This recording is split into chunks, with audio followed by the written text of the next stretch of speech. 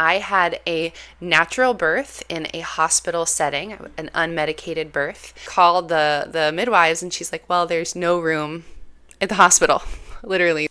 I did not actually bite anyone in the chest, but I almost bit my doula. Sorry, Sarah. It's a birthing person's right to have access to this information so you can go into this experience as informed as possible.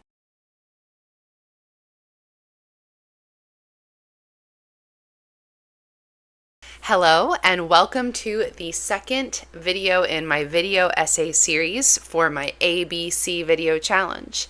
So today we're going to talk about birth, the good, the bad, and the unexpected. When I was thinking about creating this video, I was thinking about just how controversial the topic of birth can be and just how emotionally loaded this topic is. When the internet and the cookies on my computer figured out that I was pregnant last year, I was just inundated with videos and content about birth, and the comment sections of these videos are some of the most intense corners of the internet I've ever seen. And while there's no excuse for just being plain mean in the comments, I can understand why this is such an emotionally charged topic, because depending on how a birth goes, it could easily be the best or worst day of your life. And birth is also really political and really culturally loaded in our society. So with that in mind, I also want to start with a few more disclaimers just to address some of this loaded content before I get started. So number one, every person should be in charge of their own body and be making these decisions. No one should be making these decisions for them. Number two, all birthing people are quite literally heroes, and they deserve flowers and chocolate and cake. And number three, any birth can be a positive, beautiful birth. Number four, any birth can be a traumatic birth. And number five, there are so many ways to be an amazing person, an amazing parent without giving birth. So please just keep those in mind as I'm going forward. So to give a quick recap of my own birth experience, I had a natural birth in a hospital setting, an unmedicated birth. And the hospital where I gave birth is called VCU in the city of Richmond. And that's the university, Virginia Commonwealth University. They have a hospital here in the city. So overall, my birth went really well. And still, it was one of the hardest experiences, if not the hardest experience of my entire life. And at the same time, I feel good about how it went. And so it's a very complicated kind of experience to process. Maybe that's part of why I'm making this video, is just to kind of process it myself. But that's the overall approach that I took with my birth. So I want to share with you my journey through a few different categories. So we'll start off with the location where I gave birth, and then I'll talk a little bit about the preparation I went through and the actual birth itself, and then I'll talk just a little bit about the postpartum, post-birth experience. So first, let's talk about the location. I was really just delighted with my experience at VCU Hospital, specifically because I was able to work with a group of midwives. So overall, the experience of birth can kind of be divided into what you could call the techno-medical approach or the midwifery approach. And from a lot of the resources I've looked at, these approaches are often very separate, right? They're the medical interventions or natural birth.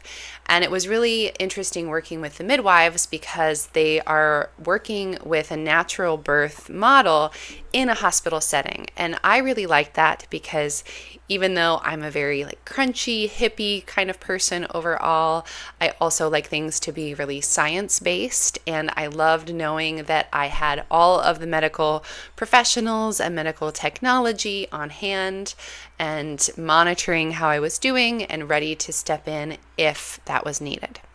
So in order to work with the midwives at this hospital, they do only work with healthy patients having relatively uncomplicated pregnancies and births. And if that changes, if that status changes at any time, you're handed off to an OB.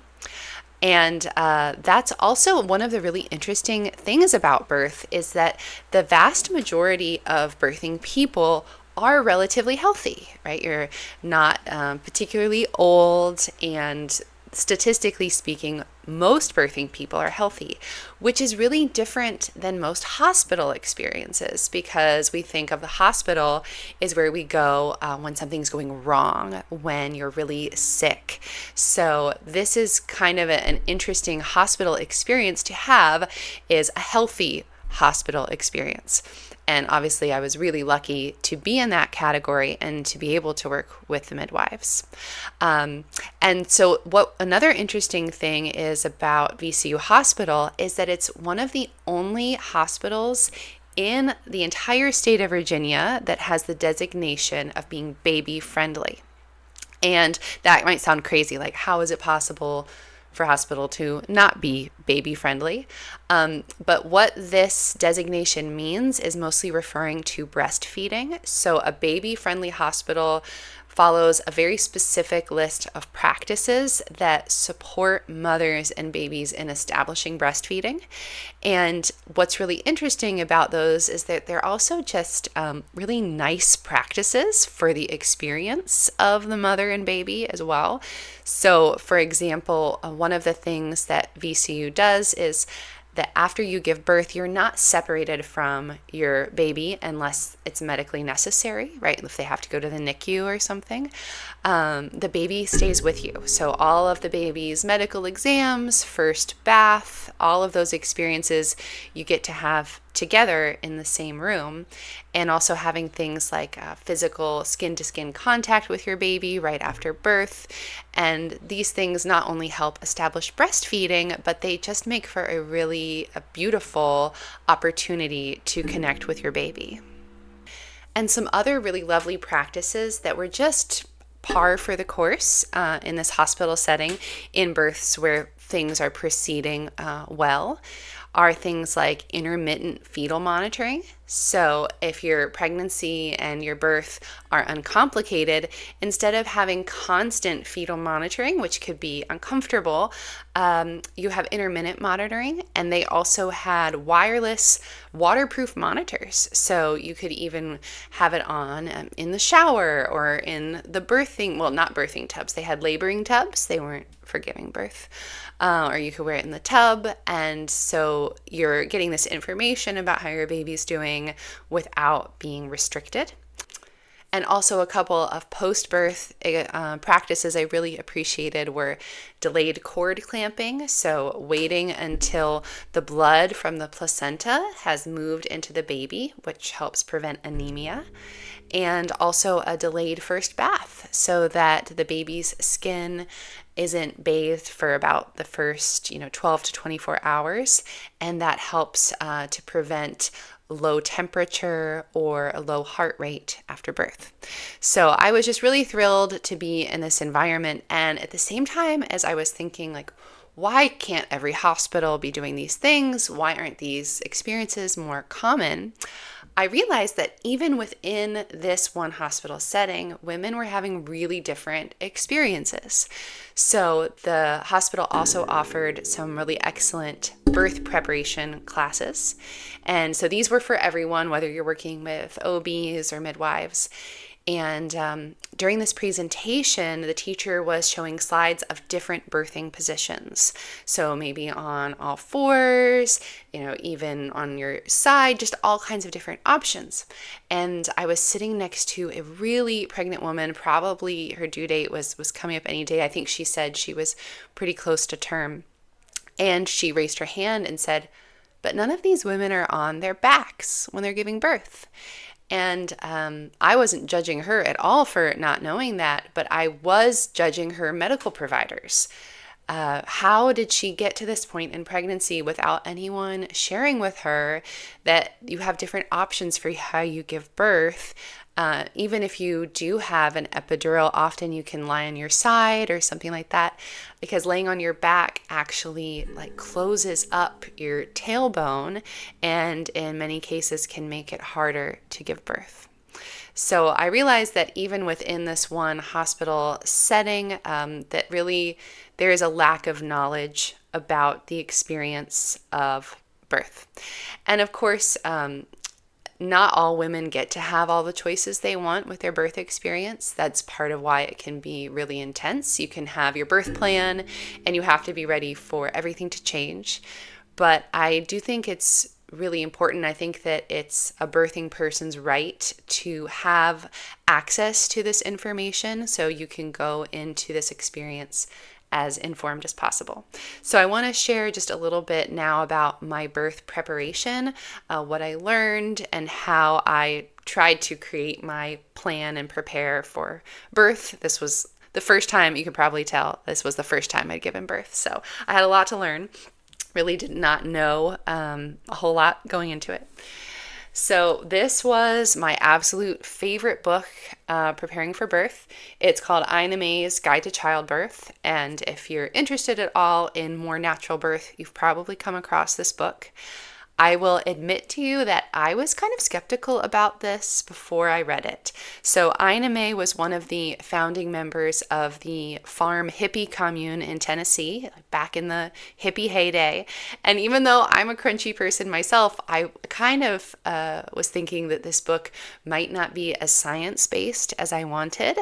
And that could not be further from the truth. This book is absolutely chock full of really excellent scientific research, referencing historical documents and contemporary, for the time it was written, research and statistics. And I can really see why Ina May Gaskin is considered to be like one of the foremost midwives of the 20th century. So can't recommend it enough. And a lot of the things that I'm sharing, information about different birth practices, 90% of it is coming from this book. So probably one of my only regrets from my birth experience was actually that I only read half of this book before I gave birth. Well, I read a little bit of the beginning, but the first half is birth stories, birth experiences that women are sharing. And I read a couple of these, but I was like, I really want to get into that juicy scientific information, and I skipped ahead. But then after my birth experience, I went back and started reading more of the beginning because my birth experience taught me that birth stories are really important. And one of the things that I found in this book was a birth story I really related to. So I'll share that with you quickly, and this will give you quite an insight into what's coming when I talk about my birth experience. I was starting to think, oh my goodness, how can I stop this? I felt like I was on a roller coaster. The whole ride is kind of scary, up and down, up and down. You get to the very highest peak and you're about to go down the steepest part and you think, I'm going to die. I want to get off. That's how I felt. But I kept saying to myself, there is no way to stop this. I'm stuck in this now. I'm here. A couple of times I thought, no wonder people just go to a hospital and get some kind of painkiller. I wouldn't have wanted to do it that way, but when I was in the crazy part, I kept thinking, no wonder people do it. I had no clue who was in the room. I knew Dan was on the right side of me. I squeezed his hand and sometimes I grabbed onto him. During a contraction, I reached over and I bit his chest. I did not actually bite anyone on the chest, but I almost bit my doula. Sorry, Sarah. My teeth didn't go down. But yeah, my birth felt really intense like that. And that's one other thing I did for preparation, is that I worked with a doula. Recently, a pregnant colleague of mine was asking me, what is the difference between a midwife and a doula? So what I learned is that while a midwife can kind of step in for an OB in a healthy birth and is kind of running the birth, monitoring, catching the baby, perhaps when the baby is born, unless a partner is doing that, the doula is there to support primarily the birthing parent and also can support the other parent. My husband was really happy that we had a doula because I was leaning on him, like quite literally leaning on him, and he needed support as well. So we worked with a doula group called My Birth in Richmond, Virginia, and that was really great because our primary doula, her children ended up being sick for the birth. So another doula who we had briefly met, part of this group, stepped in. So it was really nice to have a backup person. And I cannot imagine my birth experience without a doula. And at first I wasn't sure that I wanted to work with a doula, and that's really because I didn't understand what the midwives do in the hospital. So in this hospital setting, the midwives really do function kind of like OBs in the sense that they have multiple patients at the same time. So your midwife is not with you all of the time. So whereas your doula is. So that was another thing that I did during the preparation, and our doulas also offered classes and met with us to develop our birth plan. So my choice to have an unmedicated birth, again, people in my life weren't really surprised that I was going with this method because I'm a little bit crunchy. I literally make my own like homemade granola. It's kind of makes sense that I would go that way. But I wasn't sure at first that that was what I wanted, really until I was reading Ina May's book, because she really goes in depth about these interventions. And she also highlights what I think is really important to always mention, that these interventions save lives. These interventions are not bad in and of themselves. But she really highlights the fact that any medical procedure has potential side effects. And we can probably relate to that from other medical experiences. Even a life-saving medication that you want to take can have side effects.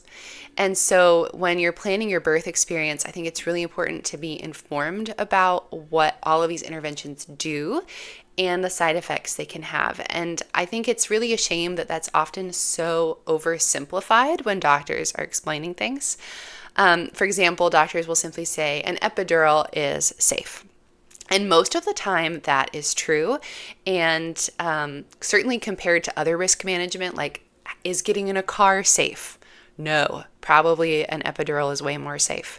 But it's still has risks. And the most common risks for an epidural that I have learned about include more discomfort, like itchiness and nausea. And those side effects can even range to like permanent spinal damage for women. And that's often depending on if the epidural is administered correctly. And an epidural can also have side effects for baby. So these can range from trouble breastfeeding, which for some birthing parents, that might be okay. For others, that could be devastating. Can range from that to an increased risk of the baby needing help leaving the birth canal through vacuum extraction or forceps. And that all connects into what's called the cascade of interventions in birth. So it's important to know that any intervention increases your risk of having other interventions. And again, it's just an increased risk. It's not a guarantee. Many people will have an epidural. And that's the only, medicine that they're needing to take. But once you get the epidural, you also do need to have an IV and a catheter in place, right? So you're already going in for a little bit of a more techno-medical experience. But epidurals also increase the risk that you might need Pitocin, which is one of the ways to speed up and induce labor. Because sometimes when you have an epidural, you're moving less. Often you're moving less and not switching positions quite as much as without. And that can also just increase the need for further and further interventions, even including a C-section with birth. So for me, I really wanted to have as few interventions as possible. So I decided going into it that I didn't want an intervention unless it was medically necessary. And as I said, I wanted to be in the hospital, so that was available if I needed it. What I will say I was really not prepared for with birth is just how painful it was for me.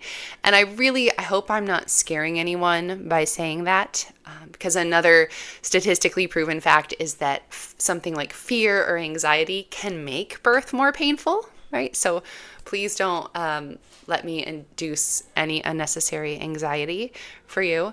But I wish I had known that it was going to be painful, because I wasn't afraid of birth. I was kind of like excited about it. I was making my playlist of groovy songs I was going to play while I gave birth, and I was in so much pain. I could not tell you if any songs were playing. I couldn't have cared less about really anything going on around me. It was really an experience of endurance. And actually, in a sense, my unmedicated birth, I was able to start the experience of unmedicated before the actual birth, because I did not take medications during my pregnancy. And this feels like a very loaded thing to talk about. So again, just like pour yourself a bath of Epsom salt as you listen to this. But I'm lucky enough to not need medication on my day-to-day life. And something I was reading about in this book, Natural Childbirth, The Bradley Way, was just what does it mean for a medication to be safe, right? So we use medications, again, to do life-saving things, necessary things. But what about medications that aren't strictly necessary? For example, we know that if you take certain pain medications too frequently for too long, it affects your internal organs. Or if you're taking antibiotics too often, you can develop a resistance to them, and it can have other effects on your body. So when I talk about medications, I want to be clear, I'm not talking about vaccines, which I do view to be medically necessary. So I did have necessary vaccines during my pregnancy, but I didn't need to take other medicine. And so if I had like a migraine or allergies, luckily I was able to kind of just take things a little slower during that time and rest rather than taking medication. So that's just something to kind of think about, is like where medication is completely necessary or not, simply because it's hard for medicine to really understand the effect of these things on a fetus, because it's really hard to do ethical research on pregnant women, right? On these little babies. It's really hard to say, okay, we're going to have this group of people take a medication, this group of people not. And even then, are they really studying the children throughout their lifetime? So there could be, maybe a negligible effect on their organs that you might not have otherwise. So again, please just bury all of that in a lot of salt, let it cure. Not telling anyone what to do, not even, sure that that my choices are the best choices. But I would recommend this book as a good resource, kind of just for asking more questions, and specifically for the Bradley method of childbirth, which I wouldn't necessarily say that I followed, but one of the things in the Bradley method is to have your partner, I think the book usually refers to a husband, but I would just say whoever your partner is, to have that person be a really big part of your birth experience. So before I get into my birth experience, just what did I do to prepare, right? I've said a lot about like what I didn't do. So in addition to taking classes and reading books, I was also doing a lot of prenatal yoga, right? The kind of things you see online. I think the YouTube channel I was following was called Pregnancy and Postpartum TV. I'll link that above. I really enjoyed her videos.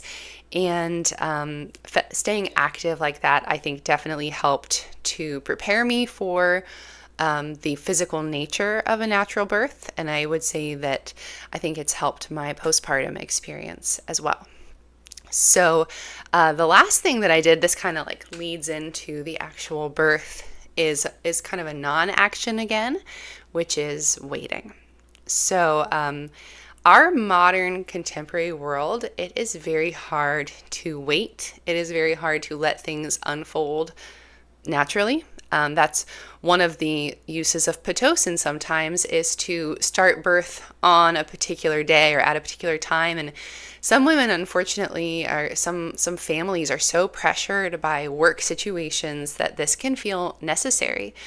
But birth really does not happen on our schedule. Even with the best laid plans, like, we're not really in charge of this process. Even if you do choose interventions, you can't totally control how this goes. So that for me was one of the lessons of birth, that we're not really in control. So approaching my due date, I was really, in that waiting mindset, and being in that mindset helped me to not be worried when my baby was an entire week late. So luckily, we were going in, having checkups, making sure the baby's heartbeat was good. They even did an ultrasound on like what would have been his due date, just to make sure he was okay. And we were just going to wait until he decided to arrive. So when my contractions did start, it was actually that night. I had just gone in that day to have an ultrasound. That evening around 7 p.m., all of a sudden, I started to have really strong and close together contractions. I timed them, like they started 7 minutes apart. And I still wasn't totally sure they were contractions, though, because I wasn't feeling them in my abdomen. I was feeling them in what I can only describe as my groin. So the groin is the area that connects the legs to the torso, like that connective area. And that's where I had my contractions. And so I was texting with my doula, letting her know. And she's like, yeah, I haven't heard of them in that area. I've heard of them in the legs, a little farther down, farther up. But what she recommended that I do was to actually eat some protein and take what was for me my first painkiller during pregnancy. She said, take a Tylenol and get some sleep because you're going to need it. So I was really glad that I followed her advice, because I was able to get a little bit of sleep, and I think my contractions also calmed down a little bit during the night. But then next morning, right away, back into these really strong contractions in my groin. Don't know what that was about. But it was just getting more and more intense. So by this point, we'd gotten transferred to another doula. I'm texting and calling her. And by the time she comes to the house, I was really pretty far along. And that was actually intentional, because one of the things I learned about in Ina May's book is that early on in labor, you are more affected by your environment often. So if your labor is kind of tentative, if things are just getting going and you're switching environments, you're doing hospital intake forms, you're in this hospital environment, which you're surrounded by people where things are going wrong. Just driving and parking, which was hard. I didn't want to do that in early labor because I wanted things to progress. So by the time we were, letting the midwives know we're coming to the hospital, I was actually pretty far along into my labor. I'd already been laboring for about 20 hours by the time we went to the hospital. But this was, to me, it felt like a bit of a biblical reference. We called the midwives, and she's like, well, there's no room at the hospital. Literally, there were no laboring rooms available. And I've heard of this happening elsewhere too. So that's something that can happen. But my doula said, I'm not going to catch your baby. And my husband's like, yeah, we don't have enough towels. And I'm like, yep, this was the plan. So we just went, and luckily the intake room where we were situated at first had a shower. And that was just such a blessing, getting in that shower. And Even parking in the parking deck was crazy. Like we're looping around, we can't find anywhere. But one of the benefits of being really far along in my labor was that we didn't have to do like the usual intake tests. Usually they kind of want you to prove in a sense that you're really in labor in order to like take up a delivery room, right? Because apparently there's a capacity issue in a lot of hospitals. So they want to know your labor is real. Well, they didn't have to ask me because I was walking through the hospital screaming like with every contraction. It was very obvious what was happening. So it was really nice to get into just the exam room with a shower, and my doula and Odin were taking turns. Odin is my husband, by the way. They were taking turns like showering water down my back, and that made it somewhat bearable, right? Still really painful. And eventually we were transferred into a labor room, and I was really lucky to get one of the ones that had a tub. And as I mentioned, this was a laboring tub, not for delivery.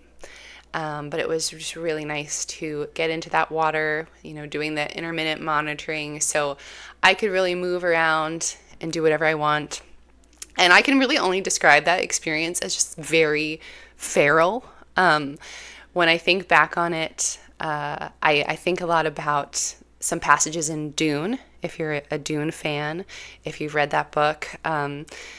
Not only just the fear mantra, I will not fear, fear is the mind killer. I wasn't afraid, but it reminded me more of like the Gom Jabbar, where you have to put your hand in and like see if you can withstand pain. And so for me, I did find like a certain type of beauty and meaning in that, even though I wouldn't say it was a beautiful experience. Certainly not the whole time for me. My husband and doula was like, "Wow, it was beautiful. You're coping. You're doing well." And I'm like, "What do you mean? What do you mean I don't feel like I'm coping at all?" But I guess I also kind of shifted my perspective of what coping means, right? Like I thought before that coping would mean the pain decreases, that like you're rising above it somehow. Versus my experience was more that coping was like just leaning into it and just being in it and just getting through, right? Like the only way out is through, and kind of like surrendering to that, but not in like a beautiful, like I'm surrendering, but just like I'm here and I'm in this experience. So what did really help me during my birth, in addition to water, was something that my doula and the midwives kept saying, which was to go low. And what they meant by that was actually my voice. So little spoiler alert, after my birth, the most painful part of my body was actually my throat, because for me, coping meant a lot of vocalizing. And for a lot of my birth experience, I was kind of pulling back from the pain, and like my voice was going up really high. And what they meant was just to keep my voice low and like feel my energy going low. And this actually relates to a chapter in Ina May Gaskin's book that I talked about. And the chapter has kind of maybe an icky sounding name, but it's called the sphincter law, right? So the sphincters, those are parts of our body that excrete things. That includes, moving out a baby as well as like pooping. And the sphincter law is not only that these processes happen better when we feel safe, when we're not afraid, it's also that there is some kind of interesting connection in the body between the jaw and the pelvis. And this is my personal theory, not medically substantiated. My personal theory about why my birth was so painful is that I actually have a lot of jaw tension. Like I wear a retainer because I grind my teeth.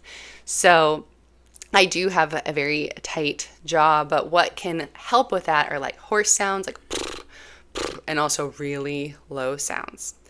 So I was trying to listen to their advice, but it was really hard until I was about maybe like 3.5 hours into being in the hospital, and I was in the water, and I did it. Like I stayed low with my voice and my energy. I didn't pop back, and I felt the bag of waters literally pushing out of me. So like my water still hadn't broken at this point. And just before then, by the way, to back up a second, just before then, like, I wasn't sure if I could do this. I wasn't ready to ask for an epidural, but I was like, maybe some nitrous oxide, which is another pain medicine. Maybe I want the midwife to break my water, like these interventions that I hadn't wanted. I'm like, I'm not sure if I can do this. But the midwife was actually out of the room at this point with another patient. So even though I'm like asking, where's the midwife? I want to talk about my options. And they're like, she's busy. She'll be back soon. And so she wasn't there, when my water was coming out. So I literally just took my fingernail, I reached down and I broke it because I did not want to be like suffering for this water. I wanted my baby. I wanted it to be over. And I broke my water in the tub, and then I could literally feel his head, like his hair. And that was cool to all of a sudden realize I am nearing the end of this process, and also that I have this tool for getting through it, keeping my voice low. I know my mother-in-law talks about in her birth that she was bellowing like a bull, and like that's totally what I was doing. Very feral. And so after that point, I got myself up onto the birthing table, but like backwards. I was on all fours with my hands up high on the bed, like the bed was elevated. Hands are up here, pushing for the baby to come behind me. And I had done a lot of preparation about pushing, so I knew that you're not supposed to push harder than you need to, and you're supposed to let it happen. And I wish I could say that I like got into a Zen state that was so Zen and it was so beautiful, but I was just like, I am so tired. This is so painful. I pushed a little bit too hard. I did tear. But again, like super, super minor kind of thing. It was really a very healthy and successful birth. Baby came out. The pushing didn't last very long. So my time in the hospital was only about 4 hours until the baby was born, which makes for 24 hours of labor total. So I'll quickly just go through a little bit of postpartum. So we, again, I mentioned some things we opted for already, like delayed cord clamping, skin to skin, delayed bath, which were just standard in the hospital. So we were able to have breastfeeding right away. And the only intervention for our baby that we did not accept was actually the antibiotic eye ointment. And that might sound like a hippie thing to say, but one of the things I appreciated in Ina May's book is she referenced like what's common in America versus what's common in Europe. Especially like in Scandinavia. So places where it's not necessarily always a hippie mentality, but just a very research-based mentality in these countries. And to sum it up as quickly as possible, antibiotic eye ointment is necessary for babies if the mother has an STD, because that STD in the vaginal canal could cause blindness for the baby. So I did not have one, so my baby did not need the eye ointment. Again, not telling anyone what to do at all, but this was something I found really interesting to learn, that these practices can be so different in different countries. And so that was a choice that I made based on that information. And I had originally thought that after my baby was born, I was going to want to go home as quickly as possible. Like maybe I should even have a home birth. Obviously I chose the hospital for the medical availability, but I was like, I probably just want to be home as quickly as possible. I loved being in the hospital. Nurses are so amazing, and like I was so tired after this experience, having nurses like take care of everything and clean you up and bring you fresh towels and like check on your baby. I didn't have to worry if he was okay. I knew that everything was being taken care of, and having their help was amazing. Like I didn't want to leave, and my husband was bringing me Panera from downstairs, like amazing. So we stayed in the hospital for 2 nights before we went home. and briefly talk about breastfeeding. My favorite book about breastfeeding, Ina May has one as well, which I definitely recommend. But I was really glad my husband actually bought this one for me after we got home. It's called The Art of Breastfeeding from the La Leche League, which is an international organization that actively supports women in breastfeeding. There's probably a local chapter somewhere near you. So this is just a really fantastic book if you're breastfeeding, not only about establishing breastfeeding, but like how to help you sleep at night as a breastfeeding parent, even like to introducing foods and when they're older. It's just really fantastic. And I really hesitate to give any advice, but I will say that I recommend having breastfeeding support after you leave the hospital. So we were really lucky to have lactation counselors in the hospital, but our baby was feeding great in the hospital. It wasn't until we got home a few days later that he had trouble. So we were able to reach out to our doulas again. We had a pediatrician come to our home, which was amazing. And just, again, reading these resources. We were calling VCU, all kinds of things. So what I learned from them is that it is just so statistically common to have trouble breastfeeding. And like my takeaway is like, how did the human race ever survive? Like babies just kind of can forget how to eat, or, the mother's body might not be doing what she wants it to be doing.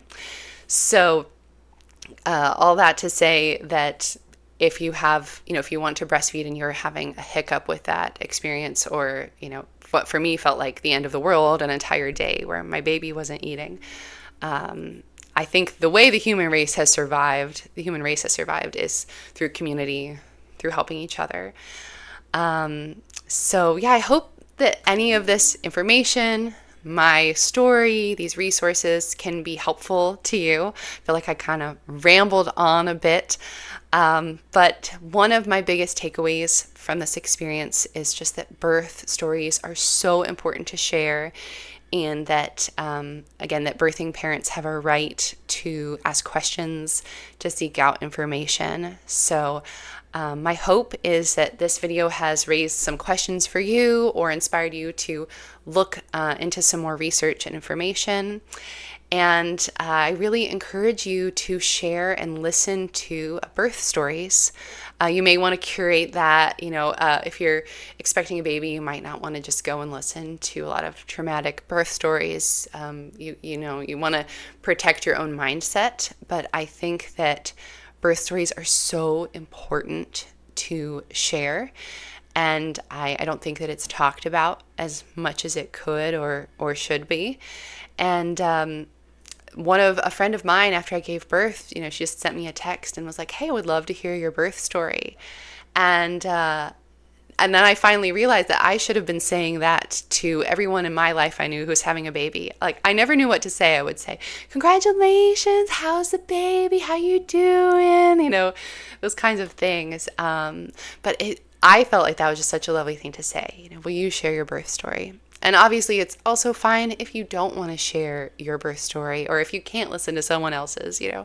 Again, the experience of birth is just so personal, can be very intense. But I think having the opportunity to share and to learn from each other is what allows the human race to survive, right? Because birth, while it's this intense experience, this kind of controversial topic, some kind of birth is how all of us got here.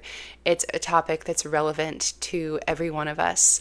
And so just to finish off, I would love to hear from you if you're willing to share in the comments below about your birth preparation, birth experience, ways that you have supported birthing parents or young children. I would just love to hear your personal stories. Thank you so much for listening to mine. I deeply appreciate it, and I hope you have a beautiful day.